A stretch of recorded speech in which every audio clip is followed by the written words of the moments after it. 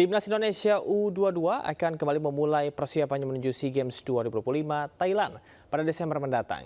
Kali ini sebanyak 30 pemain dipanggil pelatih Indra Syafri untuk menjalani pemusatan latihan skuad Garuda Muda.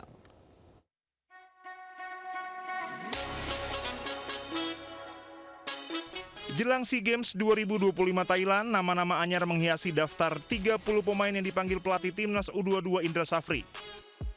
Pemusatan latihan Timnas Indonesia U22 berlangsung pada 6 hingga 27 November 2025 dan dibekali 2 pertandingan uji coba internasional melawan Timnas Mali pada 15 dan 18 November.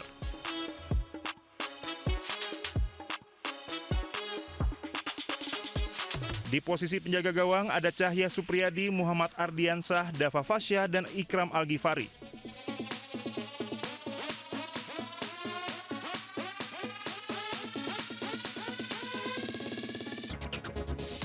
Kemudian di lini pertahanan masih dihuni nama-nama langganan seperti Kadek Arel, Doni Tri Pamungkas, Kakang Rudianto, serta Dion Mark.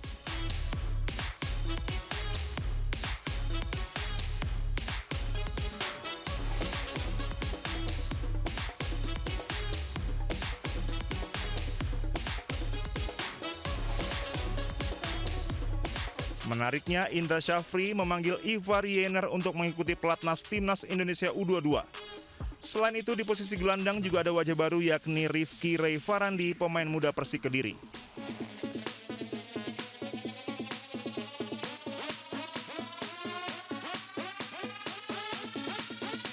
Pemain depan yang kali ini dipanggil juga cukup menyita perhatian. Indra Syafri memanggil Mauro Zylstra yang sebelumnya bermain di skuad senior bersama Timnas Indonesia.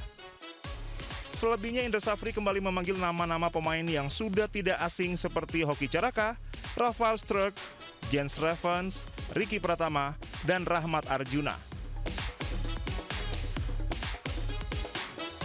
Dari nama-nama yang dipanggil, Indra Syafri cukup serius memilih komposisi pemainnya kali ini mempertahankan medali emas SEA Games. Indonesia akan memulai persaingan di grup C SEA Games 2025 bersama Singapura, Myanmar, dan Filipina mulai 3 hingga 18 Desember mendatang.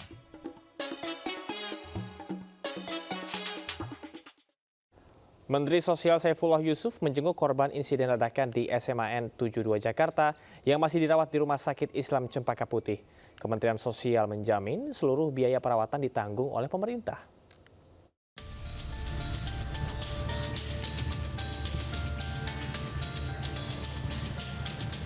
Usai menjalani perawatan di rumah sakit, anak-anak korban insiden ledakan di SMAN 72 akan mendapat dukungan rehabilitasi, psikososial, dan program pemulihan dari Kemensos secara bertahap. Proses trauma healing akan dilakukan secara bertahap baik di rumah sakit, di sekolah, maupun di lingkungan rumah. Mensos juga menegaskan pentingnya pencegahan kekerasan di lingkungan sekolah. Pemerintah akan bekerja sama dengan KPAI untuk memperkuat program edukasi dan mitigasi agar kejadian serupa tidak terulang. Yang berikutnya juga yang perlu kami sampaikan, tentu pemerintah akan memberikan dukungan pembiayaan sepenuhnya. Nanti mungkin berkolaborasi dengan Gubernur Jakarta, Pak Pramono Anung, kita akan berbagi tugas. Dan setelah itu juga Kementerian Sosial memberikan dukungan-dukungan yang diperlukan setelah nanti dari rumah sakit ini. Mulai dari rehabilitasinya, masa-masa pemulihannya, sampai nanti mungkin jika diperlukan dengan program-program pemberdayaan.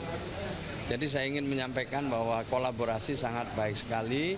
KPAI juga memberikan pendampingan setiap hari di sini untuk mengawal proses-proses penanganan medis dan tentu nanti akan sampai kepada tahap-tahap selanjutnya.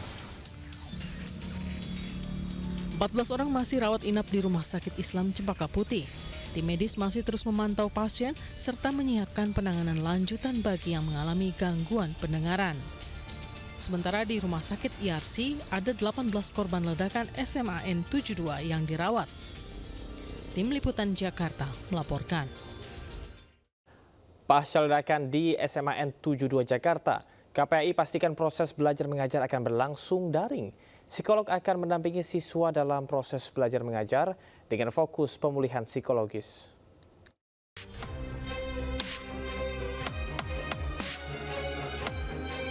Pasca ledakan yang terjadi di SMA N72 Jakarta, pemerintah dan pihak terkait terus melakukan koordinasi memastikan kondisi korban terdampak.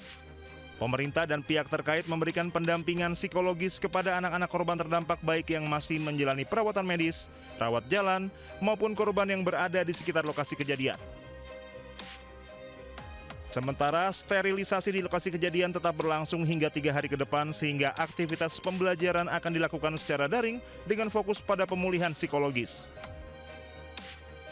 Anak-anak yang masih dirawat, kemudian anak-anak yang sudah pulang ke rumah dan juga anak-anak yang ada di sekitar dan 780 anak lainnya. Semua harus mendapatkan pendampingan psikologis beserta guru. Guru juga harus mendapatkan pendampingan psikologis. 17 guru sudah. Nah, sisanya masih ada total 42 guru, jadi sisanya juga harus mendapatkan pendampingan psikologis. Kemudian yang kedua, untuk pembelajaran, dipastikan bahwa besok pembelajarannya secara online, biar anak-anak bisa menghilangkan trauma terlebih dahulu, dan proses hukum di sini, misalnya sterilisasi dan lain sebagainya, tetap berlangsung, sehingga anak-anak dalam kegiatan belajar mengajar juga nanti didampingi oleh psikolog. Selain siswa, pendampingan psikologis ini juga menyasar pada guru dan staf SMA N72 Jakarta. Dari Jakarta, Hadisti Arifa, Rama Romadona, Anyus melaporkan. Sebuah gudang penyimpanan perabotan rumah tangga di Kabupaten Tangerang, Banten ludes terbakar. Api dengan cepat membesar karena sebagian besar isi gudang merupakan bahan plastik yang mudah terbakar. Gudang 8, Jalan Raya Prancis, Gudang 8.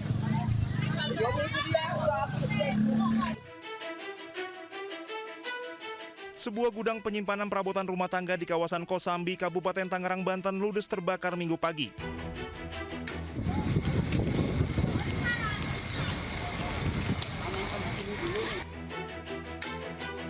Api dengan cepat membesar karena sebagian besar isi gudang merupakan bahan plastik yang mudah terbakar. Bahan-bahan di dalam gudang seperti sendok, mangkuk, dan perabotan plastik lainnya menjadi penyebab cepatnya penyebaran api dan munculnya asap pekat di lokasi. Yang terbakar itu jadi gudang blok MC produksi alat-alat rumah tangga plastik, mesin injek gitu. Mesin injek dia bikin perabot-perabot rumah tangga dari bahan-bahan plastik gitu. Tadi kalau nggak salah itu kejadiannya jam setengah 10-an, jam setengah 10 kurang lebih jam setengah 10 gitu.